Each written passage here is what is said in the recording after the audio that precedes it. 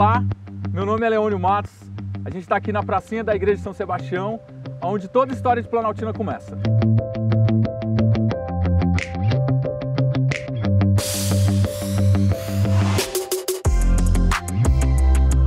A Igrejinha de São Sebastião é o marco inicial da nossa cidade. Ela foi construída aqui devido a uma promessa que foi feita por conta de uma epidemia que atingiu toda a comunidade. Era uma epidemia que estava matando muitas crianças e os fazendeiros locais fizeram uma promessa a São Sebastião de que, se houvesse a cura, eles doariam um terreno para a construção da igreja em homenagem a São Sebastião. As pessoas começaram a se curar e eles cumpriram a promessa de construir essa igrejinha. A igrejinha inicialmente não era como é agora, o telhado era de palha, só existia o primeiro módulo, esses módulos atrás eles foram construídos posteriormente. Ela foi construída em 1811 e foi inaugurada no dia 20 de janeiro desse mesmo ano, em homenagem a São Sebastião, que inclusive é o dia de São Sebastião.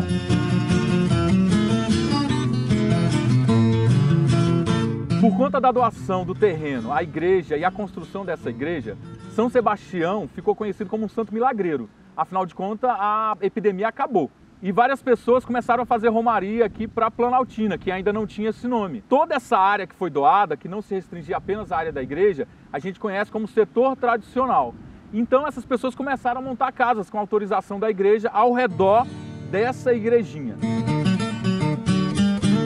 O Arraial de São Sebastião de Mestre d'Armas, ele aparece anteriormente à igrejinha, ele recebe esse nome antes da igrejinha, porque os tropeiros que vinham de Meia Ponte e que se encaminhavam até a cidade dos Couros, que é a cidade de Formosa atualmente, quando eles vinham de Meia Ponte, eles paravam mais ou menos aqui em Planaltina, por conta que tinha muita água, que é o que a gente conhece hoje como a Estação Ecológica de Águas Emendadas, que inclusive é a nascente do Ribeirão Mestre d'Armas, que vai se juntar ao rio São Bartolomeu, juntamente com o Pipiripau, e vai formar a bacia do São Bartolomeu, que vai irrigar toda a área sul do Distrito Federal, uma parte do Goiás, vai desaguar no Corumbá, que vai desaguar lá no Rio do Prata.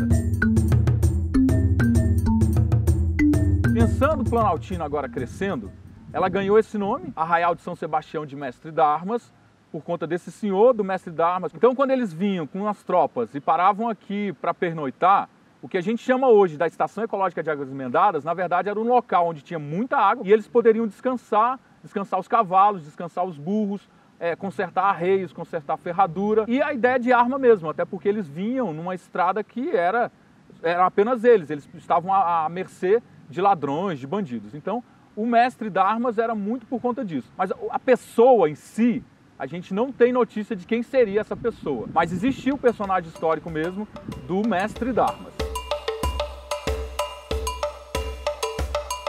A igrejinha é bicentenária. E a gente acredita que, pela igrejinha ser bicentenária, Planaltina deveria também ser bicentenária. Porque quando os fazendeiros doaram esse terreno, que o professor Elias chama de patrimônio de santo, surge a nossa cidade.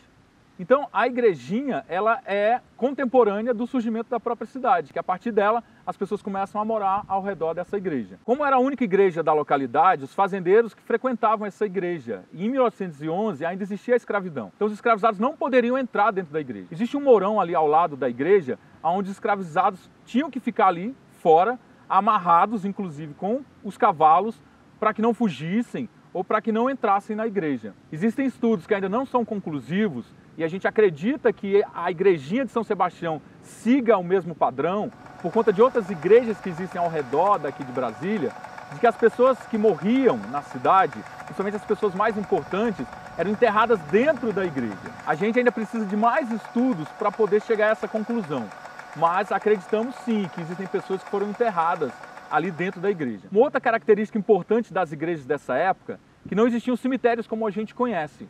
Os cemitérios eram ao redor da igreja, no fundo da igreja, na lateral, na frente da igreja. Então é por isso que a gente acredita também que as pessoas foram enterradas dentro dessa igrejinha de São Sebastião. Mas não existe nada conclusivo com relação a isso.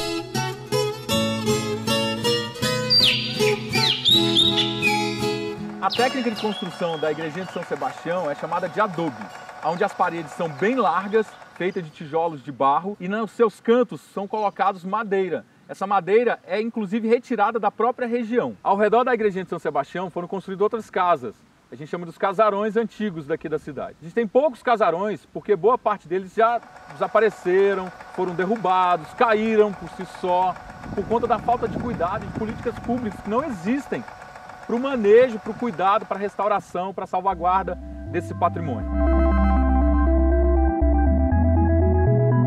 Nós estamos aqui na Praça Coronel Salviano Monteiro Guimarães, um nome grande, né? É melhor a gente chamar da pracinha do museu.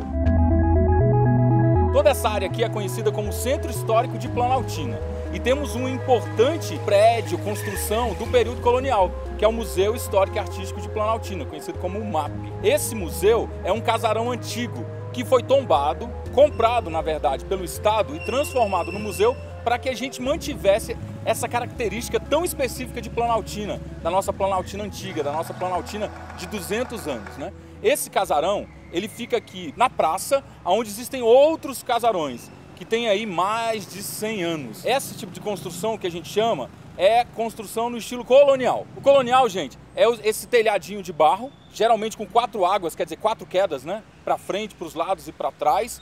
E é onde as portas e as janelas vão para frente da casa. Não existe quintal na frente, uma areazinha na frente. Além desse estilo colonial, que é o que prevalece aqui no centro histórico, a gente tem um modelo que a gente chama de Art Deco e um outro estilo que a gente chama de estilo eclético. É uma casinha verde bem pequenininha e ao lado tem uma casa azul, assim, bem bonita, com os arabescos, assim, bem bacana.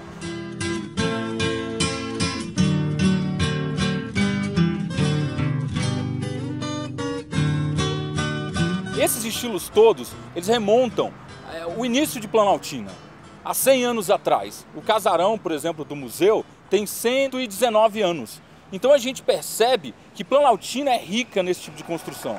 Inclusive, Planaltina é a única cidade do DF que tem construção no estilo barro, que a gente chama. Como é que é isso? É que as paredes dessas casas, elas são feitas de adobe. Adobe é um barro que o pessoal pega perto de casa, né? Que a gente está falando também de área ecológica. O pessoal pegava, cavava um buraco perto de casa, amassava o barro, misturava com palha, pisava aquilo, colocava numa forma, deixava secar e virava um tijolo maciço, grande.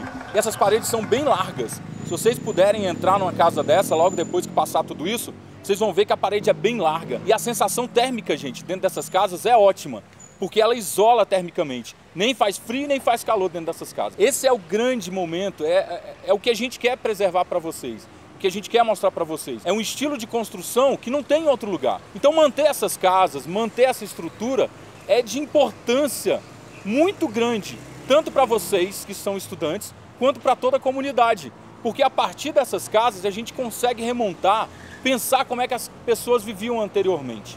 Então, manter essas casas é manter a memória viva, seja do seu pai, do seu avô, do seu tataravô, e você consegue se aproximar dessas pessoas muito melhor. Essa pracinha do museu, antigamente, há mais de 60 anos, antes da construção de Brasília, a rua era a Avenida Goiás, que passava aqui no meio da praça. 2 ruas que passavam aqui. E resolveram fechar essa rua para fazer uma praça maior para a socialização dos seus moradores. Uma das reivindicações antigas do pessoal que tenta cuidar aqui do centro histórico, que reivindica para a manutenção dessa estrutura dos casarões, é que aqui não passasse mais carros. Ou então que a gente colocasse, ao invés do asfalto, os blocos de pedra, que ia diminuir a velocidade desses carros. Porque esses casarões são tão antigos que se passar muito carro, som alto, a trepidação desses carros faz com que as casas também elas rachem, elas comecem a trincar. Aí a manutenção é muito cara dessas casas. A gente sabe que boa parte dos casarões aqui pertencem a pessoas, né, comuns, não pertencem ao Estado. E manter essas casas é muito caro. Uma das coisas que a gente sempre reivindica também é que essas casas esses moradores tivessem alguma ajuda do Estado para poder manter as características dessa casa. Tivemos uma grande perda nessa região, que foi o casarão da Dona Negrinha, que era um casarão pertencente a um morador, não foi assistido pelo Estado para poder ter a manutenção desse casarão e também não houve uma preocupação da própria comunidade, de modo geral, de preservar esse casarão. Houve uma derrubada da parede, uma parede da casa caiu e imediatamente no outro dia derrubaram a casa. A administração não se preocupou, não isolaram a área, a Defesa Civil veio, fez vistoria, mas não isolou e não determinou que o casarão não fosse derrubado, ele deveria ter sido restaurado, mas para isso é necessário sim a ajuda do Estado. Deveriam ser criadas linhas de crédito nos bancos locais para que as pessoas moradoras desses locais pudessem adquirir, pegar dinheiro a baixo custo para poder reformar. Mas infelizmente isso não tem acontecido, o que demonstra um descaso com todo o patrimônio da nossa cidade. Planaltina é referência. Nós temos aqui em Planaltina o que a gente chama da cidade goiana dentro do Distrito Federal. E são referências goianas, da época ainda da mineração, da época ainda em que os tropeiros vinham para essa região para poder trazer mantimentos de Santa Luzia, Lusiânia, para a cidade dos Couros, Formosa. Então, assim, é necessário que a gente mantenha essa estrutura, é necessário que o Estado venha intervir junto a esses moradores, financiando formas, dando possibilidades para que esses moradores consigam manter esses casarões. A gente vai ver também o casarão que a gente chama de casa de câmara e cadeia, que é chamado a Casa do Artesão. Ele está caindo. Existe uma demanda judicial tão longa que ninguém resolve. E enquanto essa demanda não acontece, não é resolvida, a casa está caindo. Então, assim, o que a gente precisa é de ação. Ação para que isso não venha a cair e a gente não tenha uma perda muito maior do patrimônio da nossa cidade.